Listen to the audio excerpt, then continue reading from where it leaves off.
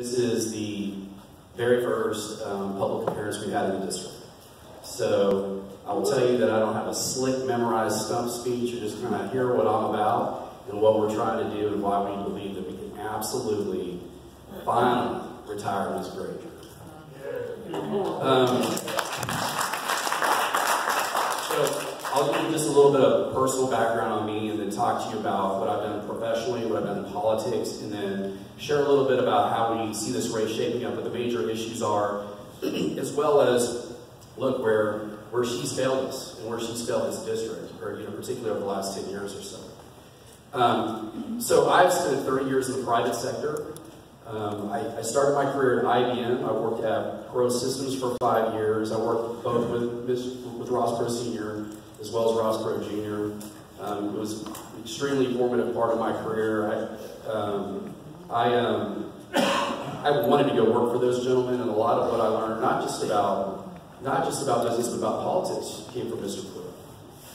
And I know he gets a lot of blame for taking out Mr. Clinton, or for taking out President Bush, of course. But I'd actually worked for him after that. But he was actually a really smart guy, and just taught me a lot about the fundamentals of business and how the fundamentals of business need to be applied to government. So after that, 5 years at Pro Systems, I joined a startup company in the tech world. It's a telecom tech company. 2 years after we started that company that had only about $10 million of revenue, we grew the revenue to $100 million, and we IPO'd that company. So that was about 2006. It ended up being the most successful tech IPO of 2006. My company was really well known for doing the original iPhone activations. So when you turn your phone on, we have the software that does that. And then we spent 10 years growing that company to a multi-billion-dollar market cap, and then I retired at 49 years of age. Along the way, I was building a house in my town in Colleyville, and it was a pretty big lot, a couple-acre lot.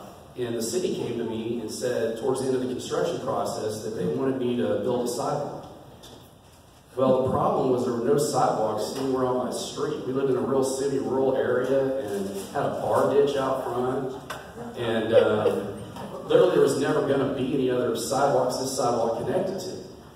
So we got in a lot of back and forth with the city, and my son and I actually made a video called Sidewalks Nowhere. So we went around town, and we filmed all the houses and businesses in town that had sidewalks connected to absolutely nothing. And, this policy was just absolutely ridiculous. So the long story short is we finally go to the city council meeting to appeal this, and they're like, you don't have to build the sidewalk after all. We're like, whew, that's a good thing. They're like, just pay us the money instead. And, oh, by the way, there was also an ADA compliance sidewalk. So the sidewalk that was going to go nowhere was going to be, literally, if you had a wheelchair, you could go like 200 feet back and forth. So it was like $20,000. And so this was when I was activated in politics, right? So I was just like, this isn't right. This is flat out redistribution going on right here in my town that I know is politically conservative. I don't even think people understand what's going on here. And then to make matters worse, there was a workshop, a sidewalk workshop that's sponsored by the city of the Samaritans. About 6 months later, I'd actually invested a lot of time and energy in investigating the land development code and coming up with a salient sidewalk policy that I put in a PowerPoint.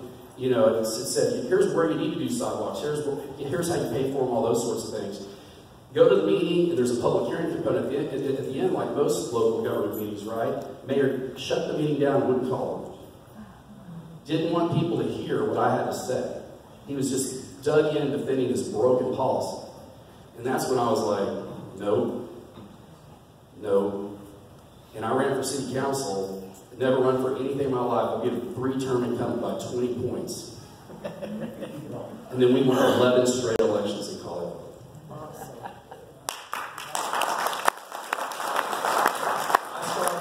I started as a 1-vote minority in 2 years. In 2 years, because I fought against government waste, spending debt. In 2 years, we took over the political majority in that town. That's a town that, had been deeply, deeply closed off to political outsiders. And today, we have all 7 seats. And what did we do with it? So the second we got the political majority, the first thing we did, we had a lot of what I would call corruption. I always say that not all corruption is illegal. We had a lot of, folks in government that were monetizing their role in local leadership. They were making money off their own policy decisions. And so we passed a sweeping set of ethics and transparency reforms. We had the toughest conflict of interest laws put in place in the entire state. If you have real property interest, business interest, you have to disclose where your businesses are, who you do business with, and not just in our city, in about 3 different counties, basically all the DFW area. We put our city checkbook online, so that literally you can go online and look at any point in time to see what's going on with the money, with your money. And the thing that we're proudest of is we also advanced a charter amendment, a city charter amendment to our voters for term limits. And it passed 87%, 13%, the largest election in Colorado history. We had 78% turnout. Wow. Outside of Fort Worth, we were the single largest turnout in terms of just hard numbers in that particular cycle. We can routinely, even in local elections, we get 20% plus. It's not unusual for us to get 40% plus turnout. So that's another thing I'm actually proud of. Instead of trying to maintain or manage a closed government, we try to manage the most open government possible. And what we try to do is create a government that is a citizen servant-led government, where the people that live there and pay taxes there are the ones that are running the city, not people that are there to make money, not people that are there for, because they think it makes them cool and interesting to be a city council person. We want people there for the right reasons, because they want to serve their community, because that's the way government should work, right? That's the way it's supposed to work. That's not how Kate Granger works. So, why am I running for CD 12? I was actually recruited into this by a number of people. Again, I've been retired for a little bit. Some of the people you'd be surprised about, some leaders and let's just say the larger community that are kind of tired of watching what's going on, with the Grangers and particularly with Panther Island in all the ways, all the nepotism, and all the corruption. Yes. And I think if you ask some leaders in Fort Worth, they would tell you they're embarrassed about it. The city is actually at this point trying to do the right thing. If you all follow the news at all, you'll see that the city of Fort Worth is actually in a very confrontational situation right now with the Grangers and the TRV over that project. The TRV, of course, doesn't have federal funding. It hasn't for 2 years because the president cut it off. And it may have something to do with the fact that in 2016, as you probably also know, after the president received the nomination, he called on the president to step down. Very public, very well known. To this day, we were 3 days into this impeachment nonsense. She hasn't said one positive thing to support the president. She's a never Trumper, period. And I was offended that in 2020, when we're going to have the election of our lives, the most disruptive election probably since 1968, that this district that I know to be incredibly conservative is going to support a never Trumper. And not just a never Trumper, but I mean her policies and her votes across the board have been absolutely horrible. Let's talk about border security. So I'll tell you firsthand that all the people that I meet in this district, it's the #1 issue. Border security and immigration reform. And the border crisis has happened on Kate Granger's watch, period. She owns it. She is responsible for it. She voted for 4 budgets that supported the president, that supported Obama's executive order, supporting DACA, basically, effectively. And then I think everybody knows this year also, she had the ball when, during the budget standoff, we went into the wall negotiations. So it was literally Kate Granger, who was the ranking member of appropriations for Republicans in Nancy Pelosi. And Nancy Pelosi ran all over her. She came away with like a shockingly, it is basically just like a, hey, look, I did something number. Funded like 15 miles of wall or something. And of course, that ultimately ended up forcing the president to have to go to use the national emergency powers in order to do it, right? How many people here know that Kate Granger is a very public pro-choice Republican? Yeah, and so when I started having this discussion with people, a lot of people didn't understand that. And so in a little bit here, I'm going to give you my phone number. And I'm happy to send you a video of her declaring it very publicly. In fact, she goes out of her way to insist to this reporter that she's a pro-choice Republican. So these issues, and then let's talk about, spending and debt, of course, right? So, again, even this budget earlier this year is a horrible budget. We all know that, right? She was proud of it. Her people were actually whipping other members of the House to not vote against this budget. That's Nancy Pelosi's budget. So what does this district need? What this district needs is not somebody that panders and placates and plays games with Nancy Pelosi and AOC and these clowns. We need somebody that stands up to them. Yes. We need somebody that's willing to fight and fight for our values, the values of this district, which she does not share. So that's what we're going to do. We're going to go up there and we're going to join the Freedom Caucus. I will not spend another dollar of your money without a legitimate offset. Not $1. We will not. When we finally got political control in Colorado and ran the budget again, we applied business-based principles to the budget, which is zero-based budgeting model. We evaluated every single line item in that budget and said, do we need more of this, less of this, the same, or do we get rid of it altogether? And we decided that there were three things that we wanted to be excellent at. We wanted to be excellent at public safety. The equivalent nationally is national events. We need to be excellent, right? We wanted to be excellent at roads and infrastructure. We wanted to be good at parks. And outside of that, we didn't necessarily think the government needed to do a whole lot else.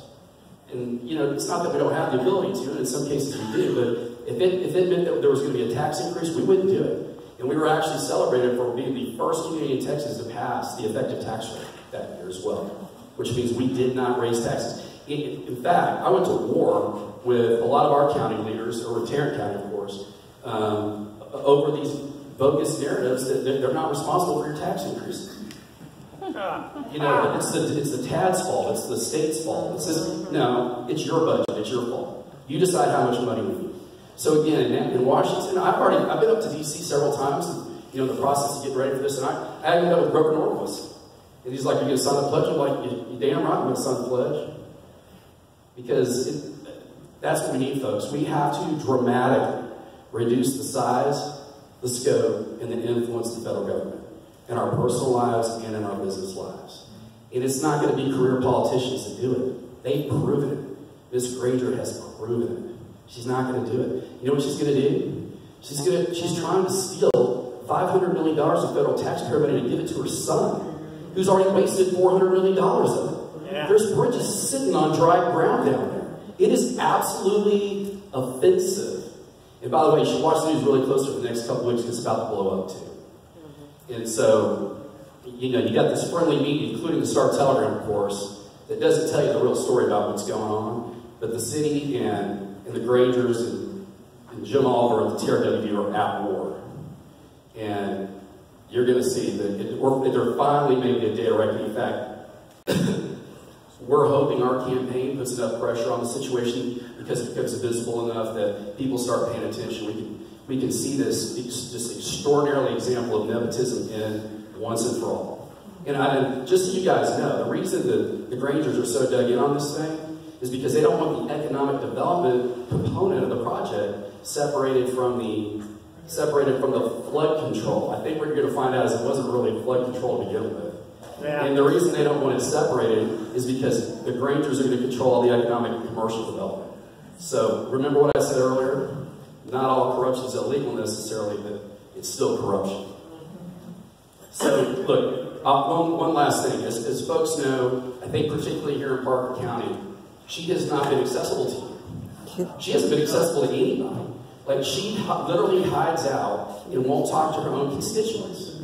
She is... There's probably many reasons for that, but I think it's because she doesn't want to answer hard questions, number one. And look, this is going to be a different, I told Mike, like, if I'm not traveling somewhere in the next 6 months, I'm going to be right here with you guys, every month. Parker County deserves, finally, to have somebody that represents them, that represents all of our values. And she is literally the furthest thing from that. Yes. And just one last thing. Sorry, Jakes. I want you all to understand why we can win.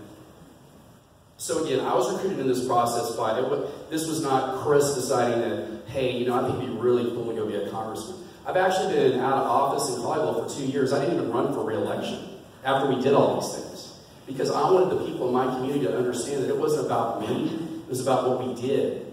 And that's how serious I took this notion of citizen-servant government. Because I became a very polarizing figure in town, particularly with the liberals and the people, of course, that we displaced.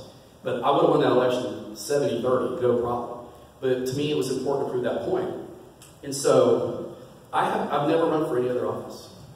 You know, I was managing my business, and I was glad to finally get a break to be able to spend some time with my family because I traveled for 30 years all over the world, basically.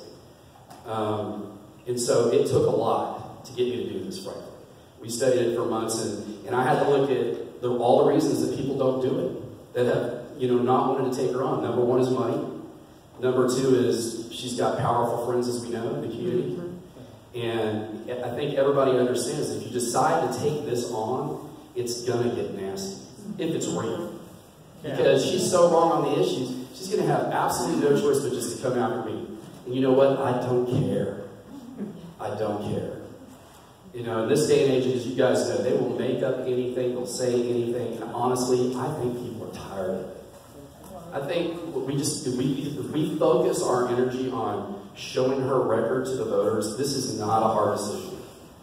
That's going to be the biggest part of the work, because I've not been elected officially in this district. But another reason we can win is, let's go back to it just real quick, and I know I'll wrap up, James. So we're well financed. So you're technically not allowed to raise money until you're a candidate. We announce Tuesday morning. In 36 hours, we've raised over $200,000.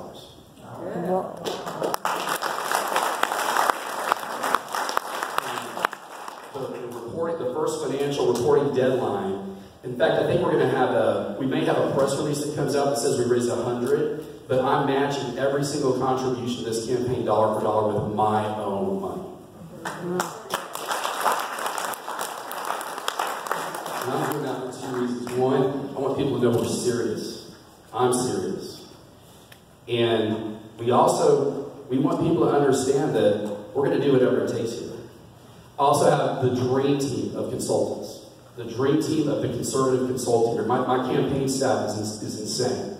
I'll be happy to share with you guys some of the names offline, but there are guys that normally are running like the face of congressional campaigns that are like, have agreed to be like the number 2 guy, or have agreed to, you know, be working more of the, you know, the different angles of the campaign that aren't necessarily directly associated with the campaign.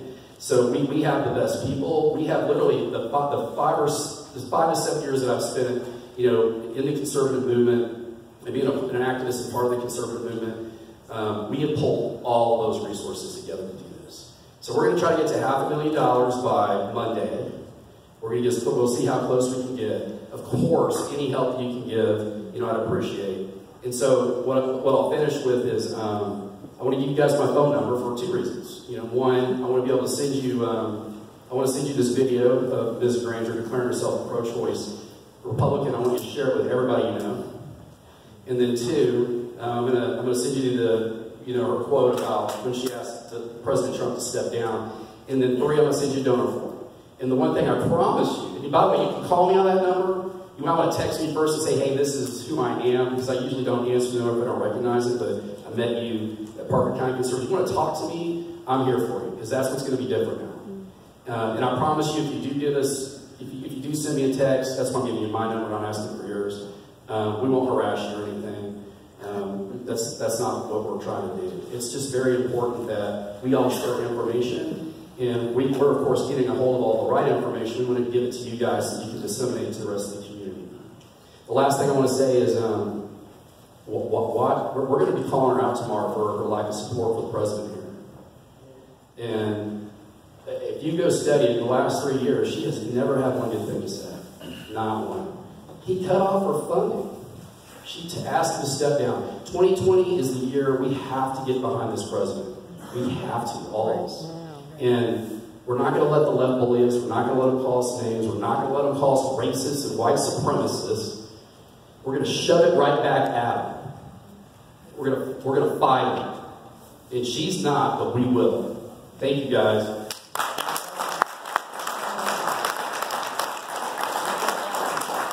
forgot the phone number. Yes. That's like Joe Biden in the debate. 549. No, it's 972. And by the way, I've had this number for 15 years, so don't start screaming at me because it's not a part of the county phone. 972-839-2343. And it might take me a little bit of time to get back to you, particularly if you text or call me, but I will get back to you, I promise. And because I want to get all this information in y'all's hands. So thank you so much.